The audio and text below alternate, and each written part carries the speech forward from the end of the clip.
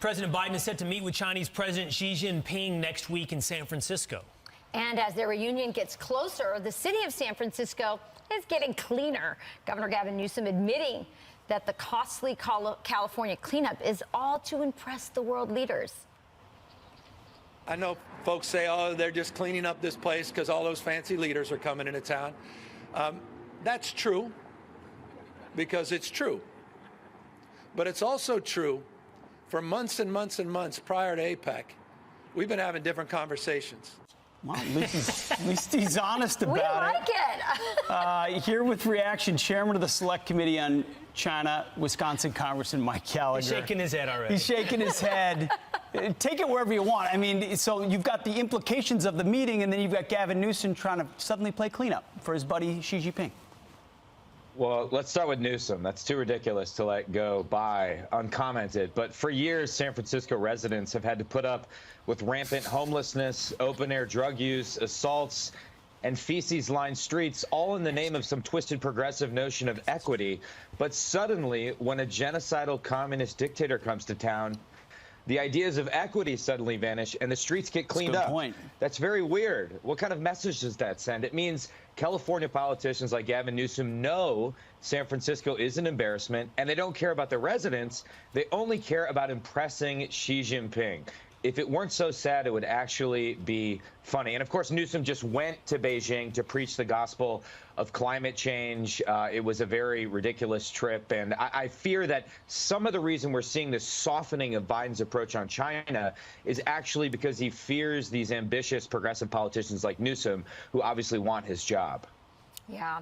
Well, no one's been following China in Congress, I think, closer than you, Congressman. And I'm just curious, as you look at what's happening, just internationally, globally, the wars, and everything else, including this visit.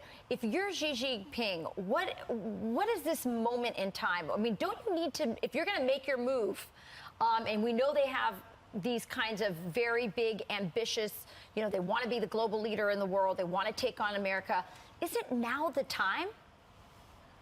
Well, I fear we've entered the window of maximum danger when it comes to Xi making a move on Taiwan. And I think the thing to understand is that Xi has been making his move as we have been trying to get this meeting set up. Months of high-level diplomacy have led up to this meeting between Biden and Xi. We've dispatched numerous cabinet secretaries and whatever John Kerry is to China to beg for this meeting, and it's come at a cost. For over 2 years, the administration has not sanctioned a single Chinese or Hong Kong official for the erosion of Hong Kong's autonomy. They obviously have downplayed the spy balloon incident. They haven't sanctioned anybody for the genocide in Xinjiang. There's been no meaningful investigation into the origins of COVID. This is all part of a broader trend of the administration delaying defensive actions, covering up human rights abuses, in order to revive diplomatic and economic engagement with the Chinese Communist Party. And I fear it actually makes war more, not less likely, because Marxist-Leninist regimes like this tend to get more aggressive